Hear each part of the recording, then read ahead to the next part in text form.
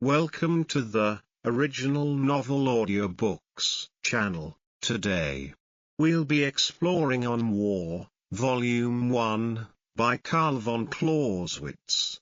A work on the themes of real warfare and military strategy. Enjoy listening. Chapter 1. What is War? 1.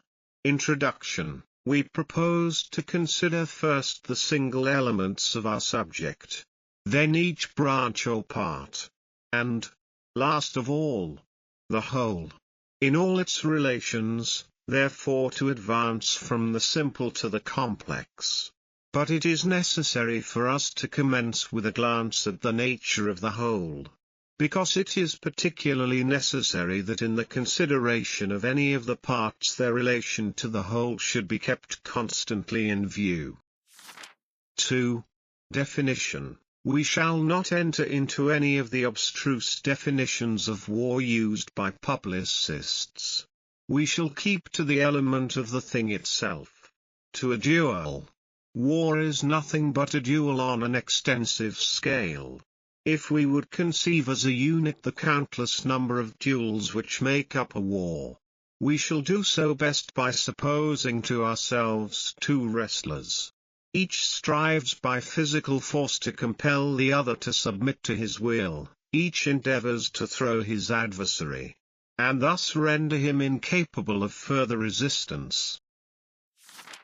War therefore is an act of violence intended to compel our opponent to fulfill our will. Violence arms itself with the inventions of art and science in order to contend against violence. Self-imposed restrictions, almost imperceptible and hardly worth mentioning, termed usages of international law, accompany it without essentially impairing its power. Violence, that is to say, physical force, for there is no moral force without the conception of states and law, is therefore the means. The compulsory submission of the enemy to our will is the ultimate object. In order to attain this object fully, the enemy must be disarmed, and disarmament becomes therefore the immediate object of hostilities in theory. It takes the place of the final object, and puts it aside as something we can eliminate from our calculations. 3. Utmost use of force. Now, philanthropists may easily imagine there is a skillful method of disarming and overcoming an enemy without great bloodshed, and that this is the proper tendency of the art of war. However plausible this may appear, still it is an error which must be extirpated, for in such dangerous things as war, the errors which proceed from a spirit of benevolence are the worst, as the use of physical power to the utmost extent by no means excludes the cooperation of the intelligence. It follows that he who uses force unsparingly, without reference to the bloodshed involved, must obtain a superiority if his adversary uses less vigor in its application. The former then dictates the law to the latter, and both proceed to extremities to which the only limitations are those imposed by the amount of counteracting force on each side.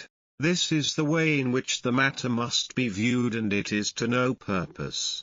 It is even against one's own interest to turn away from the consideration of the real nature of the affair because the horror of its elements excites repugnance. If the wars of civilized people are less cruel and destructive than those of savages, the difference arises from the social condition both of states in themselves and in their relations to each other. Out of this social condition and its relations war arises, and by it war is subjected to conditions, is controlled and modified. But these things do not belong to war itself, they are only given conditions, and to introduce into the philosophy of war itself a principle of moderation would be an absurdity. Two motives lead men to war. instinctive hostility and hostile intention. In our definition of war, we have chosen as its characteristic the latter of these elements, because it is the most general. It is impossible to conceive the passion of hatred of the wildest description, bordering on mere instinct, without combining with it the idea of a hostile intention. On the other hand, hostile intentions may often exist without being accompanied by any, or at all events by any extreme, hostility of feeling. Amongst savages, views emanating from the feelings. Amongst civilized nations, those emanating from the understanding have the predominance, but this difference arises from attendant circumstances, existing institutions, and, therefore, is not to be found necessarily in all cases, although it prevails in the majority. In short, even the most civilized nations may burn with passionate hatred of each other. We may see from this what a fallacy it would be to refer the war of a civilized nation entirely to an intelligent act on the part of the government, and to imagine it as continually freeing itself more and more from all feeling of passion in such a way that at last the physical masses of combatants would no longer be required. In reality, their mere relations would suffice, a kind of algebraic action. Theory was beginning to drift in this direction until the facts of the last war taught it better. If war is an act of force, it belongs necessarily also to the feelings. If it does not originate in the feelings, it reacts, more or less, upon them. And the extent of this reaction depends not on the degree of civilization, but upon the importance and duration of the interests involved. Therefore, if we find civilized nations do not put their prisoners to death, do not devastate towns and countries, this is because their intelligence exercises greater influence on their mode of carrying on war, and has taught them more effectual means of applying force than these rude acts of mere instinct. The invention of gunpowder, the constant progress of improvements in the construction of firearms, are sufficient proofs that the tendency to destroy the adversary which lies at the bottom of the conception of war is in no way changed or modified through the progress of civilization. We therefore repeat our proposition, that war is an act of violence pushed to its utmost bounds, as one side dictates the law to the other. There arises a sort of reciprocal action, which logically must lead to an extreme. This is the first reciprocal action, and the first extreme with which we meet, first reciprocal action. 4. The aim is to disarm the enemy. We have already said that the aim of all action in war is to disarm the enemy, and we shall now show that this, theoretically at least, is indispensable. If our opponent is to be made to comply with our will, we must place him in a situation which is more oppressive to him than the sacrifice which we demand. But the disadvantages of this position must naturally not be of a transitory nature, at least in appearance.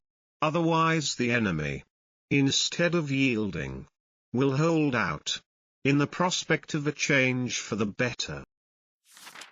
Every change in this position which is produced by a continuation of the war should therefore be a change for the worse.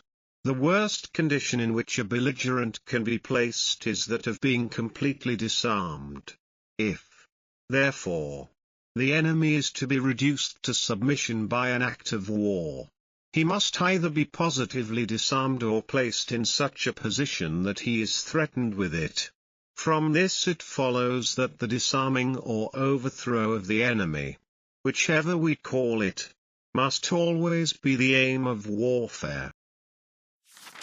Now war is always the shock of two hostile bodies in collision, not the action of a living power upon an inanimate mass. Because an absolute state of endurance would not be making war, therefore, what we have just said as to the aim of action in war applies to both parties. Here, then, is another case of reciprocal action. As long as the enemy is not defeated, he may defeat me, then I shall be no longer my own master, he will dictate the law to me as I did to him. This is the second reciprocal action, and leads to a second extreme, second reciprocal action. 5. Utmost exertion of powers. If we desire to defeat the enemy, we must proportion our efforts to his powers of resistance. This is expressed by the product of two factors which cannot be separated, namely, the sum of available means and the strength of the will. The sum of the available means may be estimated in a measure, as it depends, although not entirely, upon numbers, but the strength of volition is more difficult to determine, and can only be estimated to a certain extent by the strength of the motives. Granted we have obtained in this way an approximation to the strength of the power to be contended with, we can then take of our own means, and either increase them so as to obtain a preponderance, or, in case we have not the resources to effect this, then do our best by increasing our means as far as possible. But the adversary does the same, therefore, there is a new mutual enhancement, which, in pure conception, must create a fresh effort towards an extreme. This is the third case of reciprocal action, and a third extreme with which we meet, third reciprocal action. 6. Modification in the reality, thus reasoning in the abstract. The mind cannot stop short of an extreme, because it has to deal with an extreme, with a conflict of forces left to themselves, and obeying no other but their own inner laws. If we should seek to deduce from the pure conception of war an absolute point for the aim which we shall propose and for the means which we shall apply, this constant reciprocal action would involve us in extremes, which would be nothing but a play of ideas produced by an almost invisible train of logical subtleties. We try to avoid all difficulties by a stroke of the pen, and insist with logical strictness that in every case the extreme must be the object, and the utmost effort must be exerted in that direction. Such a stroke of the pen would be a mere paper law, not by any means adapted to the real world. Even supposing this extreme tension of forces was an absolute which could easily be ascertained, still we must admit that the human mind would hardly submit itself to this kind of logical chimera. There would be in many cases an unnecessary waste of power, which would be in opposition to other principles of statecraft. An effort of will would be required disproportioned to the proposed object, which therefore it would be impossible to realize. For the human will does not derive its impulse from logical subtleties, but everything takes a different shape when we pass from abstractions to reality. In the former, everything must be subject to optimism, and we must imagine the one side as well as the other striving after perfection and even attaining it. Will this ever take place in reality? It will if, 1. War becomes a completely isolated act, which arises suddenly, and is in no way connected with the previous history of the combatant states. 2. If it is limited to a single solution, or to several simultaneous solutions. 3. If it contains within itself the solution perfect and complete, free from any reaction upon it. through a calculation beforehand of the political situation which will follow from it. 7. War is never an isolated act. With regard to the first point, neither of the two opponents is an abstract person to the other, not even as regards that factor in the sum of resistance which does not depend on objective things, viz., the will. This will is not an entirely unknown quantity, it indicates what it will be tomorrow by what it is today. War does not spring up quite suddenly. It does not spread to the full in a moment. Each of the two opponents can, therefore, form an opinion of the other, in a great measure, from what he is and what he does, instead of judging of him according to what he, strictly speaking, should be or should do. But, now, man with his incomplete organization is always below the line of absolute perfection, and thus these deficiencies, having an influence on both sides, become a modifying principle. 8. War does not consist of a single instantaneous blow. The second point gives rise to the following considerations. If war ended in a single solution, or a number of simultaneous ones, then naturally all the preparations for the same would have a tendency to the extreme. For an omission could not in any way be repaired, the utmost, then, that the world of reality could furnish as a guide for us would be the preparations of the enemy. As far as they are known to us, all the rest would fall into the domain of the abstract. But if the result is made up from several successive acts, then naturally that which proceeds with all its phases may be taken as a measure for that which will follow. And in this manner the world of reality again takes the place of the abstract, and thus modifies the effort towards the extreme. Yet every war would necessarily resolve itself into a single solution, or a sum of simultaneous results, if all the means required for the struggle were raised at once, or could be at once raised. For as one adverse result necessarily diminishes the means, then if all the means have been applied in the first, a second cannot properly be supposed. All hostile acts which might follow would belong essentially to the first, and form, in reality, only its duration. But we have already seen that even in the preparation for war the real world steps into the place of mere abstract conception, a material standard into the place of the hypothesis of an extreme.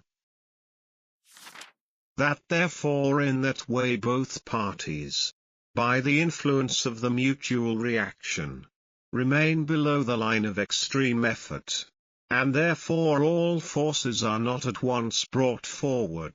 It lies also in the nature of these forces and their application that they cannot all be brought into activity at the same time. These forces are the armies actually on foot, the country, with its superficial extent and its population, and the allies. In point of fact, the country, with its superficial area and the population, besides being the source of all military force, constitutes in itself an integral part of the efficient quantities in war, providing either the theatre of war or exercising a considerable influence on the same. Now, it is possible to bring all the movable military forces of a country into operation at once, but not all fortresses, rivers, mountains, people, and sea, in short, not the whole country, unless it is so small that it may be completely embraced by the first act of the war. Further, the cooperation of allies does not depend on the will of the belligerents, and from the nature of the political relations of states to each other, This cooperation is frequently not afforded until after the war has commenced. Or it may be increased to restore the balance of power, that this part of the means of resistance, which cannot at once be brought into activity, in many cases, is a much greater part of the whole than might at first be supposed, and that it often restores the balance of power, seriously affected by the great force of the first decision, will be more fully shown hereafter. Here it is sufficient to show that a complete concentration of all available means in a moment of time is contradictory to the nature of war. Now this, in itself, furnishes no ground for relaxing our efforts to accumulate strength to gain the first result, because an unfavorable issue is always a disadvantage to which no one would purposely expose himself.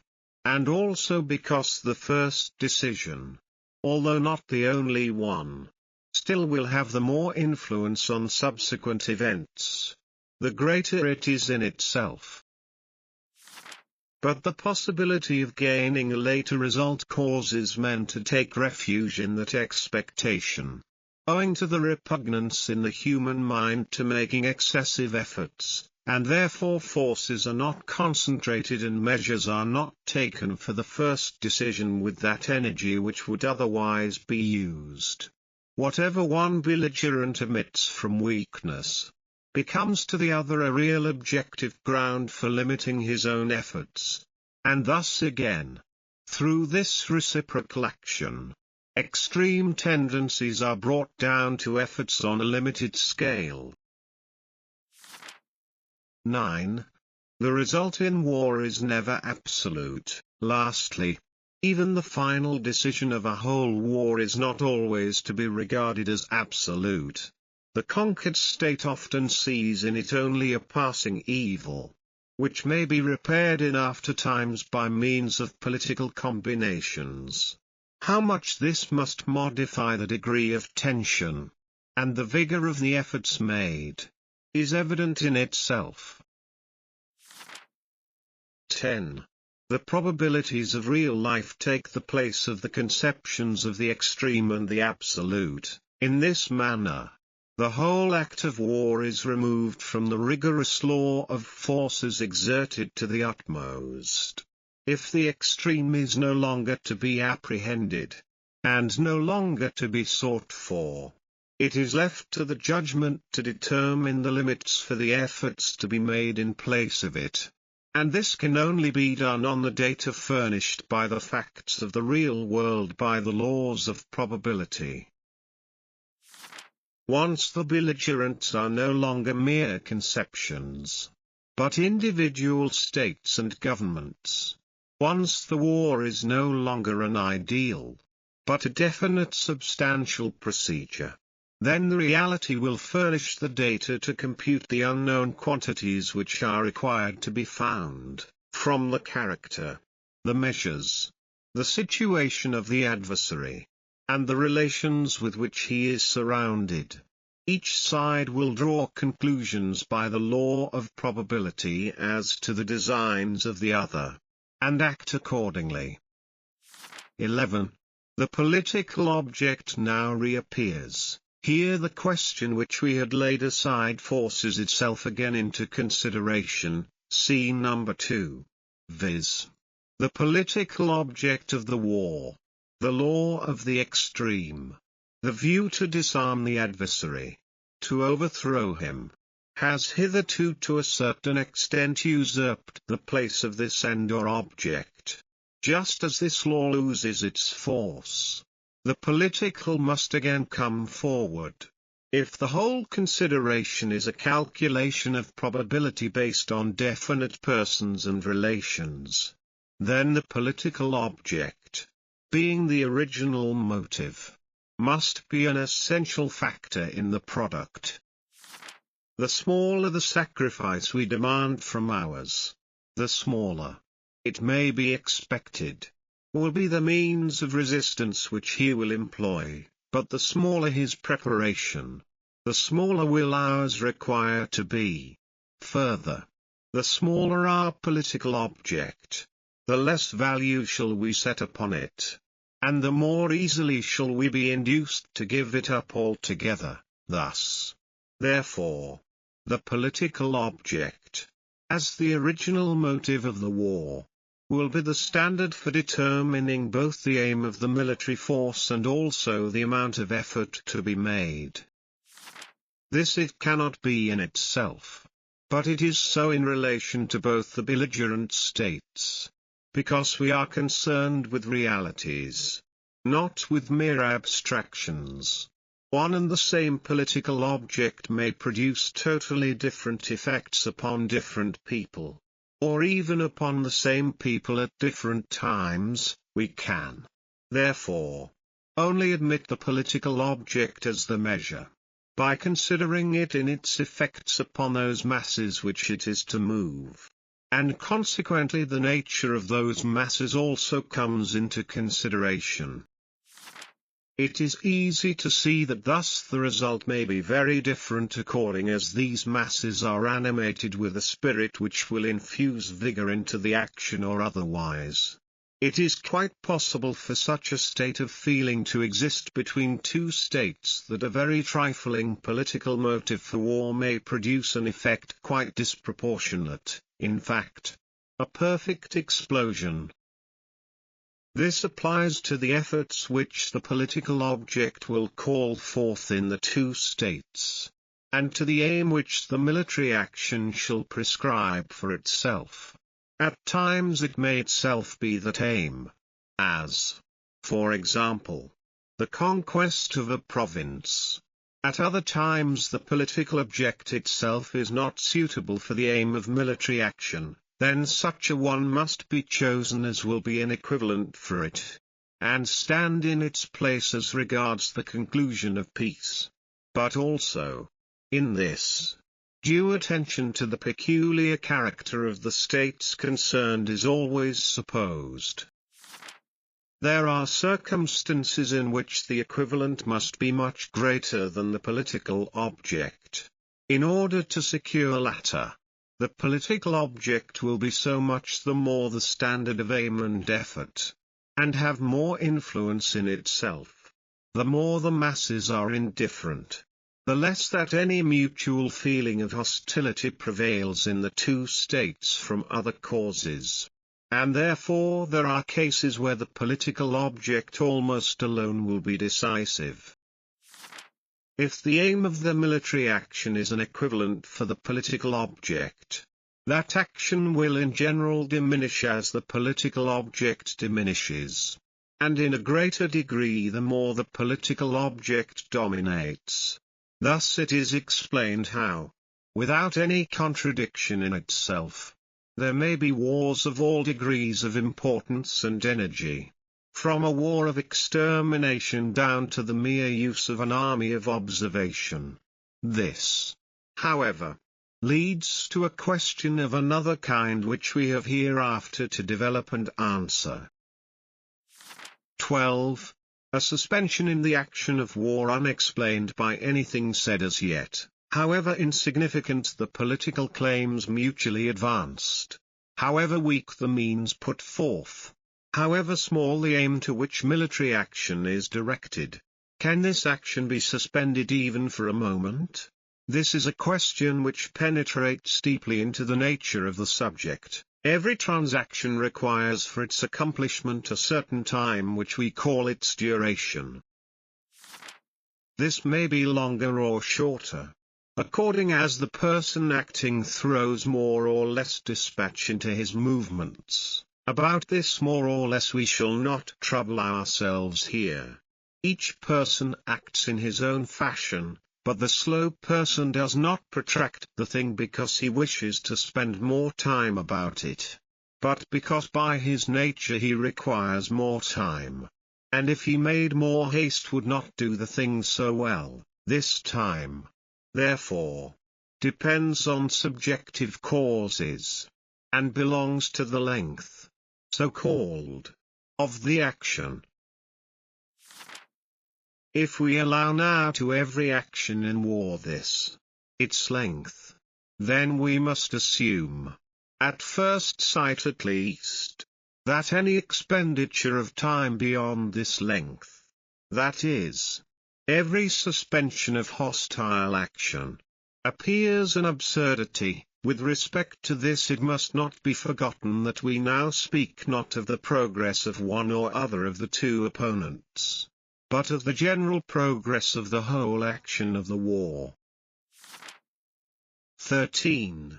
There is only one cause which can suspend the action, and this seems to be only possible on one side in any case. If two parties have armed themselves for strife, then a feeling of animosity must have moved them to it, as long now as they continue armed.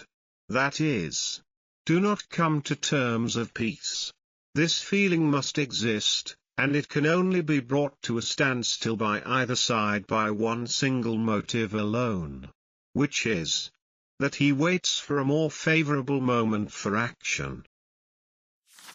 Now, at first sight, it appears that this motive can never exist except on one side, because it, eo ipso, must be prejudicial to the other. If the one has an interest in acting, then the other must have an interest in waiting. A complete equilibrium of forces can never produce a suspension of action, for during this suspension he who has the positive object, that is, the assailant, must continue progressing, for if we should imagine an equilibrium in this way, that he who has the positive object, therefore the strongest motive, can at the same time only command the lesser means, so that the equation is made up by the product of the motive and the power, then we must say, if no alteration in this condition of equilibrium is to be expected, the two parties must make peace, but if an alteration is to be expected, then it can only be favorable to one side, and therefore the other has a manifest interest to act without delay. We see that the conception of an equilibrium cannot explain a suspension of arms, but that it ends in the question of the expectation of a more favorable moment. Let us suppose, therefore, that one of two states has a positive object, as, for instance, the conquest of one of the enemy's provinces, which is to be utilized in the settlement of peace. After this conquest, his political object is accomplished. The necessity for action ceases, and for him a pause ensues. If the adversary is also contented with this solution, he will make peace. If not, he must act.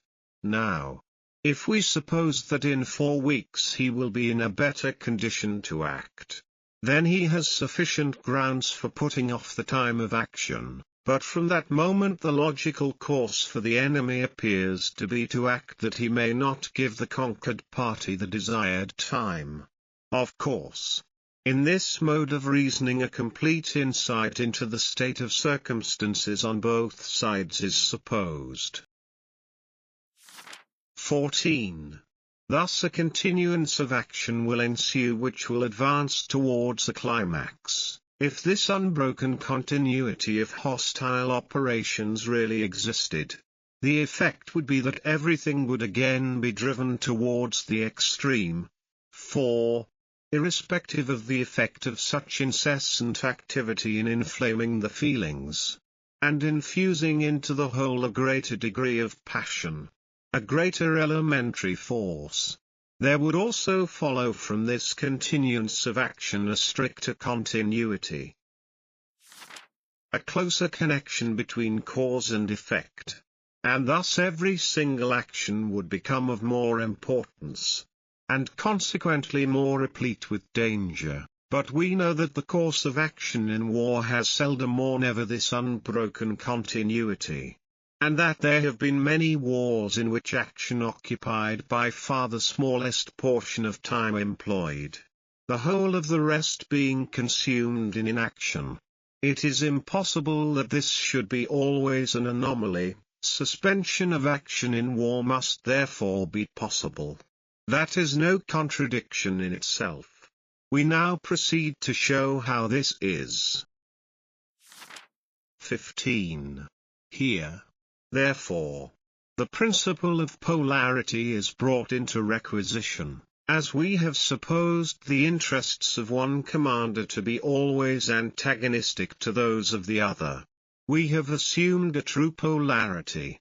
We reserve a fuller explanation of this for another chapter, merely making the following observation on it at present. The principle of polarity is only valid when it can be conceived in one and the same thing. Where the positive and its opposite, the negative, completely destroy each other. In a battle both sides strive to conquer. That is true polarity. For the victory of the one side destroys that of the other. But when we speak of two different things which have a common relation external to themselves, then it is not the things but their relations which have the polarity. 16. Attack and defense are things differing in kind and of unequal force. Polarity is, therefore, not applicable to them, if there was only one form of war, to wit, the attack of the enemy. Therefore no defense, or, in other words, if the attack was distinguished from the defense merely by the positive motive, which the one has and the other has not. But the methods of each were precisely one and the same. Then in this sort of fight every advantage gained on the one side would be a corresponding disadvantage on the other. And true polarity would exist, but action in war is divided into two forms, attack and defense, which, as we shall hereafter explain more particularly, are very different and of unequal strength. Polarity therefore lies in that to which both bear a relation, in the decision, but not in the attack or defense itself. If the one commander wishes the solution put off, the other must wish to hasten it, but only by the same form of action. If it is A's interest not to attack his enemy at present, but 4 weeks hence, then it is B's interest to be attacked, not 4 weeks hence, but at the present moment. This is the direct antagonism of interests. But it by no means follows that it would be for B's interest to attack A at once. That is plainly something totally different. 17. The effective polarity is often destroyed by the superiority of the defense over the attack, and thus the suspension of action in war is explained, if the form of defense is stronger than that of offense. As we shall hereafter show, the question arises, is the advantage of a deferred decision as great on the one side as the advantage of the defensive form on the other? If it is not, then it cannot by its counterweight overbalance the latter, and thus influence the progress of the action of the war. We see, therefore, that the impulsive force existing in the polarity of interests may be lost in the difference between the strength of the offensive and the defensive, and thereby become ineffectual, if, therefore, that side for which the present is favorable, is too weak to be able to dispense with the advantage of the defensive. He must put up with the unfavorable prospects which the future holds out, for it may still be no better to fight a defensive battle in the unpromising future than to assume the offensive or make peace at present. Now, being convinced that the superiority of the defensive is very great, and much greater than may appear at first sight, we conceive that the greater number of those periods of inaction which occur in war are thus explained without involving any contradiction. The weaker the motives to action are, the more will those motives be absorbed and neutralized by this difference between attack and defense. The more frequently, therefore, will action in warfare be stopped, as indeed experience teaches. 18. A second ground consists in the imperfect knowledge of circumstances, but there is still another cause which may stop action in war, viz. An incomplete view of the situation. Each commander can only fully know his own position, that of his opponent can only be known to him by reports, which are uncertain. He may, therefore, form a wrong judgment with respect to it upon data of this description, and, in consequence of that error, he may suppose that the power of taking the initiative rests with his adversary when it lies really with himself. This want of perfect insight might certainly just as often occasion an untimely action as untimely inaction, and hence it would in itself no more contribute to delay than to accelerate action in war. Still, it must always be regarded as one of the natural causes which may bring action in war to a standstill without involving a contradiction. But if we reflect how much more we are inclined and induced to estimate the power of our opponents too high than too low, because it lies in human nature to do so,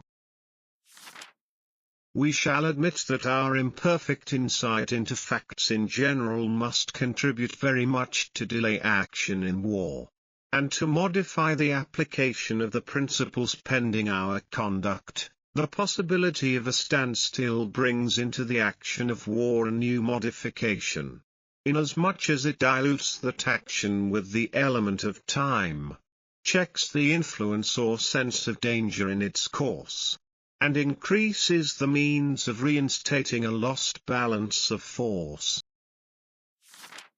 The greater the tension of feelings from which the war springs, the greater therefore the energy with which it is carried on, so much the shorter will be the periods of inaction. On the other hand, the weaker the principle of warlike activity, the longer will be these periods, for powerful motives increase the force of the will, and this, as we know, is always a factor in the product of force. 19. Frequent periods of inaction in war remove it further from the absolute, and make it still more a calculation of probabilities. But the slower the action proceeds in war, the more frequent and longer the periods of inaction, so much the more easily can an error be repaired.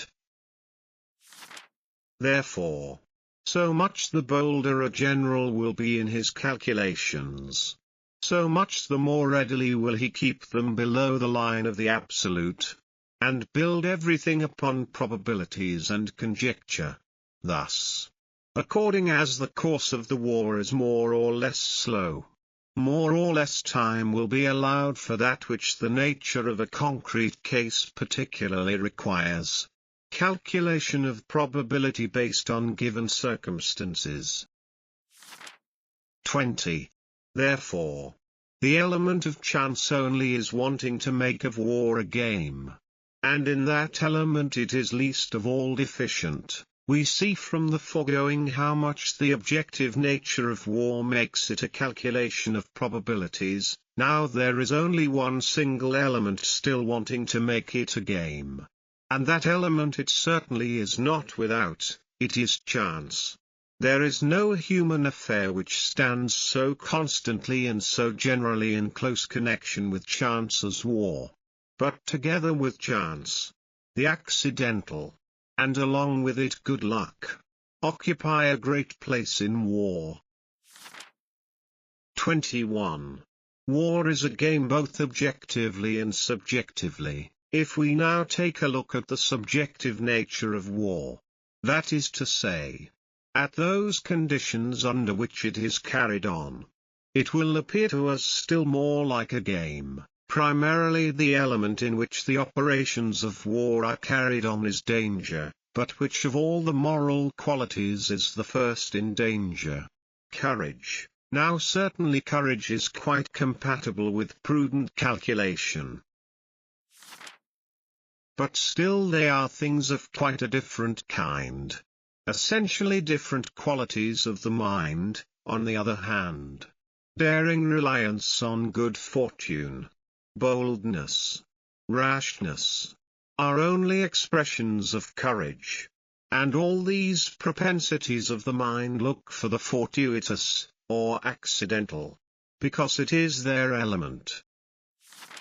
We see, therefore, how, from the commencement, the absolute, the mathematical as it is called, nowhere finds any sure basis in the calculations in the art of war, and that from the outset there is a play of possibilities, probabilities, good and bad luck, which spreads about with all the coarse and fine threads of its web, and makes war of all branches of human activity the most like a gambling game.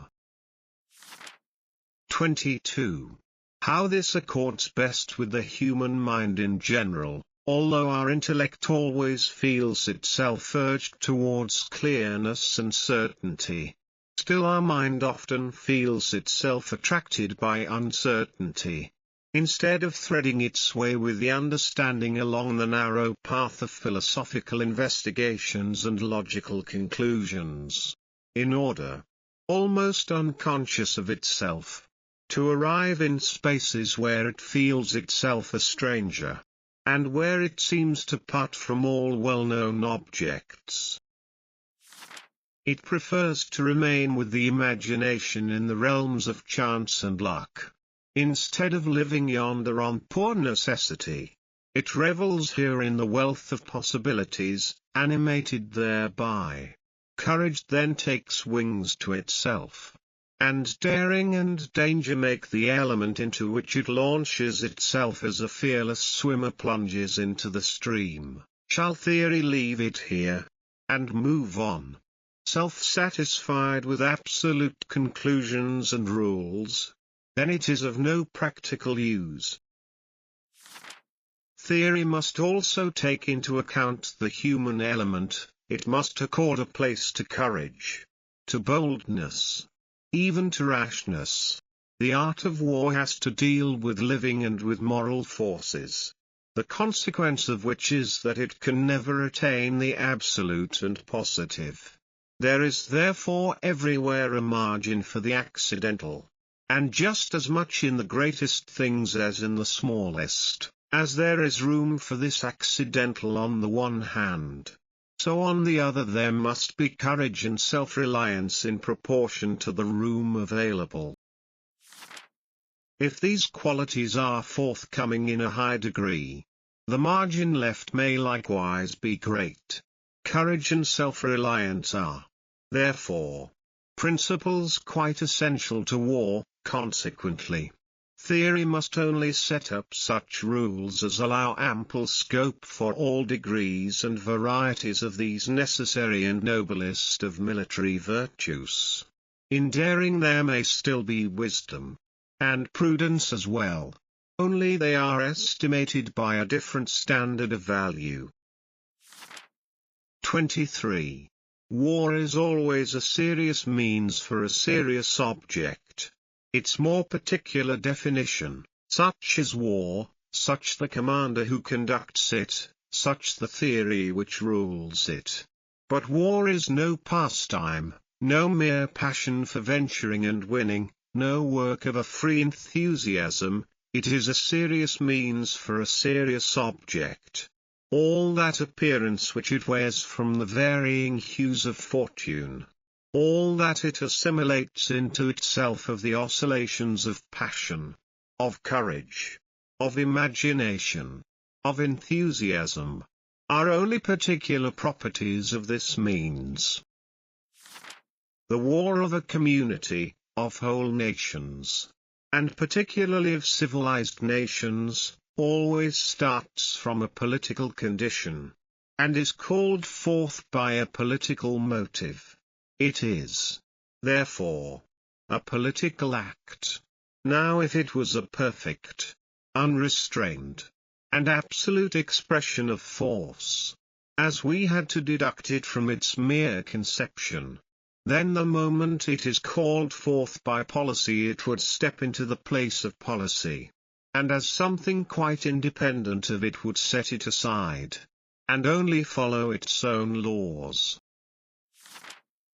Just as a mine at the moment of explosion cannot be guided into any other direction than that which has been given to it by preparatory arrangements, this is how the thing has really been viewed hitherto. Whenever a want of harmony between policy and the conduct of a war has led to theoretical distinctions of the kind, but it is not so. And the idea is radically false. War in the real world, as we have already seen, is not an extreme thing which expends itself at one single discharge. It is the operation of powers which do not develop themselves completely in the same manner and in the same measure, but which at one time expand sufficiently to overcome the resistance opposed by inertia or friction, while at another they are too weak to produce an effect. It is therefore, in a certain measure, a pulsation of violent force more or less vehement, consequently making its discharges and exhausting its powers more or less quickly, in other words, conducting more or less quickly to the aim, but always lasting long enough to admit of influence being exerted on it in its course, so as to give it this or that direction. In short, to be subject to the will of a guiding intelligence. If we reflect that war has its root in a political object, then naturally this original motive which called it into existence should also continue the first and highest consideration in its conduct. Still, the political object is no despotic lawgiver on that account. It must accommodate itself to the nature of the means. And though changes in these means may involve modification in the political objective, the latter always retains a prior right to consideration. Policy, therefore, is interwoven with the whole action of war, and must exercise a continuous influence upon it, as far as the nature of the forces liberated by it will permit. 24. War is a mere continuation of policy by other means. We see, therefore, that war is not merely a political act, but also a real political instrument, a continuation of political commerce, a carrying out of the same by other means. All beyond this which is strictly peculiar to war relates merely to the peculiar nature of the means which it uses. That the tendencies and views of policy shall not be incompatible with these means, the art of war in general and the commander in each particular case may demand. And this claim is truly not a trifling one. But however powerfully this may react on political views in particular cases, still it must always be regarded as only a modification of them, for the political view is the object. War is the means, and the means must always include the object in our conception. 25. Diversity in the nature of wars. The greater and the more powerful the motives of a war, the more it affects the whole existence of a people, the more violent the excitement which precedes the war. By so much the nearer will the war approach to its abstract form, so much the more will it be directed to the destruction of the enemy. So much the nearer will the military and political ends coincide. So much the more purely military and less political the war appears to be. But the weaker the motives and the tensions, so much the less will the natural direction of the military element, that is, force, be coincident with the direction which the political element indicates, so much the more must, therefore, the war become diverted from its natural direction. The political object diverge from the aim of an ideal war, and the war appear to become political. But, that the reader may not form any false conceptions, we must here observe that by this natural tendency of war we only mean the philosophical, the strictly logical, and by no means the tendency of forces actually engaged in conflict, by which would be supposed to be included all the emotions and passions of the combatants. No doubt in some cases these also might be excited to such a degree as to be with difficulty restrained and confined to the political road, but in most cases such a contradiction will not arise, because by the existence of such strenuous exertions a great plan in harmony therewith would be implied. If the plan is directed only upon a small object, then the impulses of feeling amongst the masses will be also so weak that these masses will require to be stimulated rather than repressed. 26.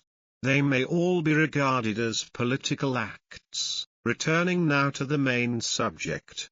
Although it is true that in one kind of war the political element seems almost to disappear, whilst in another kind it occupies a very prominent place, we may still affirm that the one is as political as the other, for if we regard the state policy as the intelligence of the personified state, then amongst all the constellations in the political sky whose movements it has to compute, those must be included which arise when the nature of its relations imposes the necessity of a great war. It is only if we understand by policy not a true appreciation of affairs in general, but the conventional conception of a cautious, subtle, also dishonest craftiness, averse from violence, that the latter kind of war may belong more to policy than the first. 27. Influence of this view on the right understanding of military history, and on the foundations of theory, we see, therefore, in the first place, that under all circumstances war is to be regarded not as an independent thing, but as a political instrument, and it is only by taking this point of view that we can avoid finding ourselves in opposition to all military history. This is the only means of unlocking the great book and making it intelligible. Secondly, this view shows us how wars must differ in character according to the nature of the motives and circumstances from which they proceed. Now, the first, the grandest, and most decisive act of judgment which the statesman and general exercises is rightly to understand in this respect the war in which he engages, not to take it for something, or to wish to make of it something, which by the nature of its relations it is impossible for it to be. This is, therefore, the first, the most comprehensive, of all strategical questions. We shall enter into this more fully in treating of the plan of a war. For the present we content ourselves with having brought the subject up to this point, and having thereby fixed the chief point of view from which war and its theory are to be studied. 28. Result for theory. War is, therefore, not only chameleon-like in character, because it changes its color in some degree in each particular case, but it is also, as a whole, in relation to the predominant tendencies which are in it, a wonderful trinity, composed of the original violence of its elements, hatred and animosity, which may be looked upon as blind instinct, of the play of probabilities and chance, which make it a free activity of the soul, and of the subordinate nature of a political instrument. by which it belongs purely to the reason. The first of these three phases concerns more the people, the second, more the general and his army, the third, more the government. The passions which break forth in war must already have a latent existence in the peoples. The range which the display of courage and talents shall get in the realm of probabilities and of chance depends on the particular characteristics of the general and his army. But the political objects belong to the government alone.